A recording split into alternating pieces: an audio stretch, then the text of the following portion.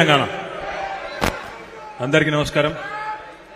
గౌరవనీయులు పెద్దలు, మీ అందరి అభిమాన నాయకులు, అంబర్పేట శాసనసభ్యులు, మళ్ళీ తప్పకుండా మీ ఆశీస్సులతో తిరిగి మంచి విజయం సాధిస్తారని ఆశిస్తున్న పెద్దలు శ్రీ కాలేరు వెంకటేష్ గారు, గౌరవనీయులు మాజీ మంత్రివర్యులు పెద్దలు శ్రీనివాస్ గౌడ్ గారు, గౌరవనీయులు మాజీ మంత్రివర్యులు, ఇప్పటిదాకా మిమ్మల్ని ఉద్దేశించి ఈ మధ్యలో నిల్చున్న వాళ్ళు కూడా కూర్చోండమ్మా, మధ్యలో నిల్చున్న వాళ్ళు కూడా ఈ వాలంటీర్లు కూర్చోండి, దయచేసి మీరు కూర్చోండి. తమ్మి అటు ఇటు తిరుగుడు బంద్ చేయండి, కూర్చోండి ప్లీజ్, ఎక్కడో దగ్గర కూర్చోండి.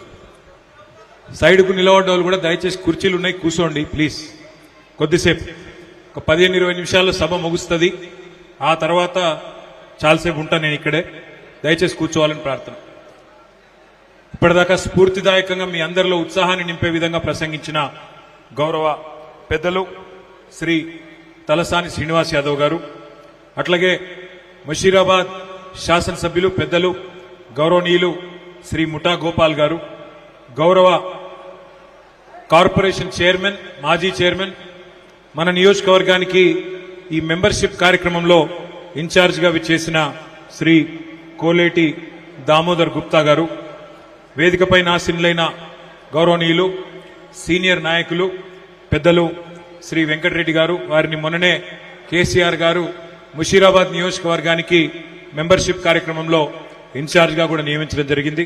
గౌరవ పెద్దలు వెంకటరెడ్డి గారికి, గౌరవ మాజీ కార్పొరేటర్ సోదరుడు విజయ్ కుమార్ గౌడ్ గారికి, గౌరవనీయులు పెద్దలు మాజీ కార్పొరేటర్ సోదరి శ్రీమతి పద్మా వెంకటరెడ్డి గారికి, సోదరి శ్రీమతి దూసరి లావణ్య శ్రీనివాస్ గౌడ్ గారికి, సోదరి శ్రీమతి కాలేరు పద్మా గారికి, మాజీ కార్పొరేటర్ సోదరి పద్మావతి దుర్గాప్రసాద్ రెడ్డి గారికి, సోదరులు సీనియర్ నాయకులు పులిజాల గెలువయ్య గారికి, సోదరులు ప్రదీప్ గారికి, ప్రవీణ్ గారికి, నల్లకుంట డివిజన్ అధ్యక్షులు మేడి ప్రసాద్ గారు, కాచిగూడ నుంచి విచ్చేసిన సోదరి మన శిరీష ఓంప్రకాష్ గారు, సోదరులు ఎర్ర భీష్మ గారు, చంద్రమోహన్ గారు బాగంబర్పేట నుంచి, అంబర్పేట నుండి సిద్ధార్థ్ ముదిరాజ్ గారు, గోల్నాక నుంచి భూపతి లక్ష్మణ్ గారు, వీరందరూ కూడా ఆయా డివిజన్లకు అధ్యక్షులుగా పనిచేస్తున్న సోదరులు, వారందరికీ, వారితో పాటు మరి ఈరోజు ఈ కార్యక్రమంలో పాల్గొనడానికి విచ్చేసిన మా తమ్ముడు, సికింద్రాబాద్ పార్లమెంట్ నుంచి మీ అందరి ఆశీస్సులతో పోటీ చేసి మరి స్వల్ప తేడాతో ఓడిపోయిన నిరంతరం ప్రజల్లో ఉంటున్న తమ్ముడు తలసాని సాయి కిరణ్ యాదవ్ గారికి, ఈరోజు ఈ కార్యక్రమానికి విచ్చేసిన పత్రికా మిత్రులకు, అందరికంటే ముఖ్యంగా అంబర్పేట నియోజకవర్గంలోని ప్రతి బస్తీ నుండి, ప్రతి గల్లీ నుండి, ప్రతి డివిజన్ నుండి ఇక్కడికి విచ్చేసిన ప్రాణప్రదమైన మా అన్నదమ్ములకు, మా ఆడబిడ్డలకు హృదయపూర్వకంగా శిరస్సు వంచి స్వాగతం సుస్వాగతం నేను తెలియజేస్తా ఉన్నాను.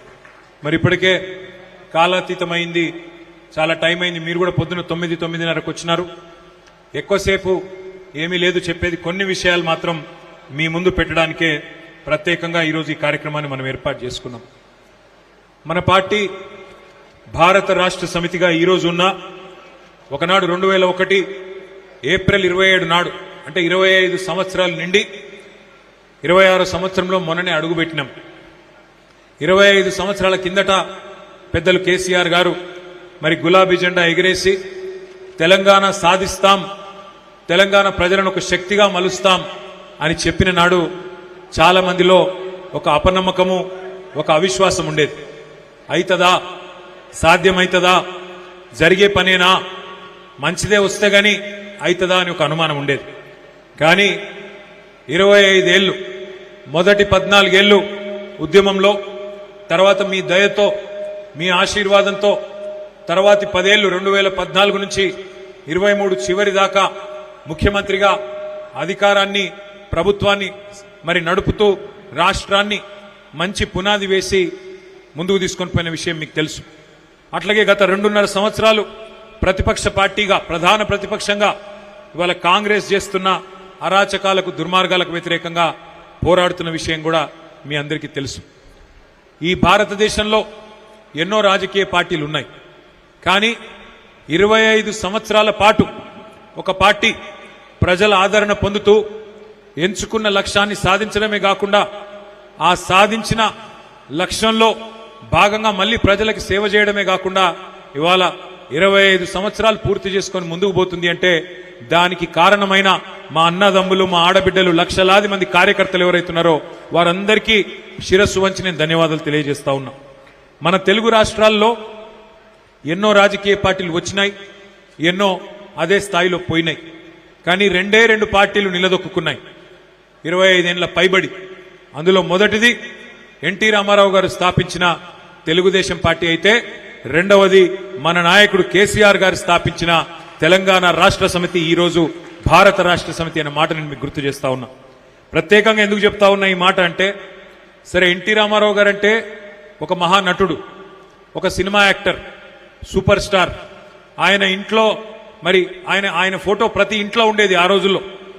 రాముడు అంటే ఎన్టీ రామారావు, కృష్ణుడు అంటే ఎన్టీ రామారావు అన్నట్టు మరిగా దేవుడి రూపమే ఎన్టీ రామారావు గారి రూపంలో ఇంటింట క్యాలెండర్లలో ఆనాడు ఉండే పరిస్థితి.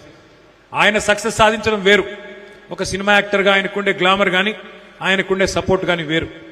కానీ కేసీఆర్ గారు పార్టీ స్థాపించినప్పుడు ఒక్కసారి పరిస్థితి ఏందో మనం గుర్తు చేసుకోవాల్సిన అవసరం ఉంది. 2001 ఏప్రిల్లో పార్టీ పెట్టినాడు.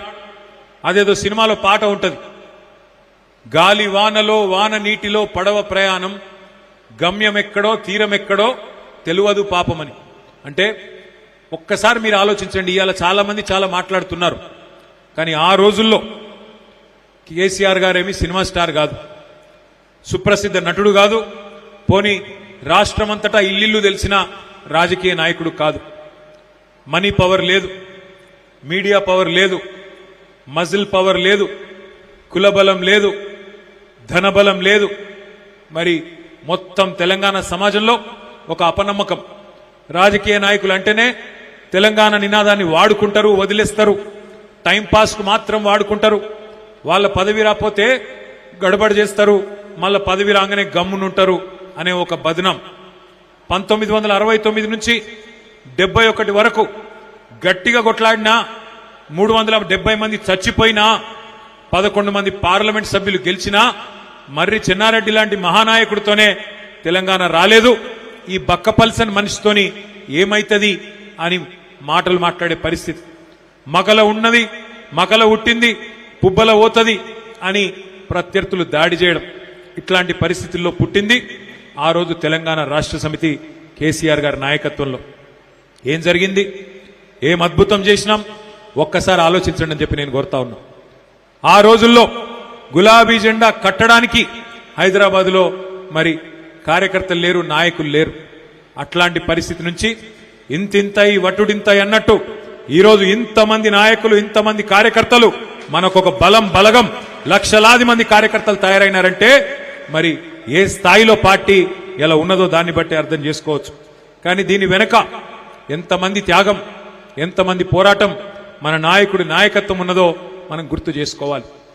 పెద్దలు ప్రొఫెసర్ జయశంకర్ గారు ఎప్పుడు చెప్తా ఉండేవారు, ఎట్టి పనికైనా మట్టి పనికైనా మనోడే ఉండాలి అని. మీరు మొన్న చూసినారు పార్లమెంటులో, లోక్సభలో ఇప్పుడు మనకు సభ్యులు లేరు, మనకు సీట్లు రాలే.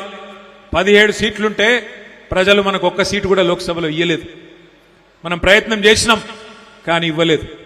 మరి మొన్న ఒక భారతీయ జనతా పార్టీ ఎంపీ తేజస్వి సూర్య అనేవాడు లేచి వాడి నోటికొచ్చినట్టు తెలంగాణ ఏర్పాటును పాకిస్తాన్ విభజనతో, పాకిస్తాన్ ఏర్పాటుతో పోలుస్తూ విషం చిమ్ముతుంటే అక్కడ కూర్చున్న 8 మంది బీజేపీ ఎంపీలు, 8 మంది కాంగ్రెస్ ఎంపీలు ఒక్క మాటనన్న మాట్లాడినరా?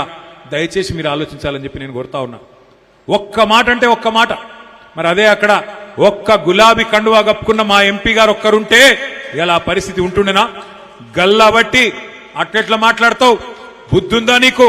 1200 మంది ఆత్మ బలిదానాలతో వచ్చిన తెలంగాణ ఇది అని చెప్పి నిలదీయకపోతుండేనా? దయచేసి ఆలోచించాలని చెప్పి నేను కోరుతా ఉన్నా. ఇవాళ తెలంగాణకు అన్యాయం జరిగినా, తెలంగాణను అవమానించినా, తెలంగాణను ఇష్టం వచ్చినట్టు మాట్లాడినా అక్కడ మాట్లాడేందుకు ఈ గులాబీ కండువా కప్పుకున్న వాళ్ళు లోక్సభలో లేరు. అందుకే పెద్దలు చెప్తారు, ఎట్టి పనికైనా మట్టి పనికైనా మనోడు ఉండాలి. ఏనాటికైనా తెలంగాణ మీద ఈ గులాబీ కండువా కప్పుకున్న కేసీఆర్ సైనికుడికి ఉండే ప్రేమ కాంగ్రెస్ కు, బీజేపీకి ఉంటదా? మీరందరూ కూడా ఆలోచించాలి. ప్రజలకు చెప్పాలని చెప్పి కూడా నేను విజ్ఞప్తి చేస్తా ఉన్నా. ఇవాళ మన సందర్భం, ఇవాళ మనం మాట్లాడుకుంటున్న సందర్భం ఈ కార్యకర్తల శిక్షణా శిబిరం 3 ముఖ్యమైన ఆలోచనలతోని ఈ కార్యక్రమాన్ని మనం పెట్టుకున్నాం. అందులో మొదటిది మన పార్టీ యొక్క సంస్థాగత నిర్మాణం చేసుకోవాల్సిన అవసరం ఉన్నది. పార్టీ బలంగా ఉన్నది, ప్రజలు ఎదురు చూస్తున్నారు. ఎప్పుడెప్పుడు ఎన్నికలు వస్తాయా, ఎప్పుడెప్పుడు ఈ దిక్కుమాలిన కాంగ్రెస్ ను తీసి ఆ మూసీ నదిలోనో బంగాళాఖాతంలోనో పారేయాలన్నా అన్నట్టుగా ప్రజలు ఎదురు చూస్తా ఉన్నారు. రాష్ట్రమంతటా రైతులు ఎదురు చూస్తున్నారు. కళ్ళల్లోంచి నీళ్లు వస్తలేవు, కన్నీరు కాదు నెత్తురు నెత్తురు గారుతున్నది ఇలా రైతులకు. అట్లాంటి పరిస్థితి ఉన్నది.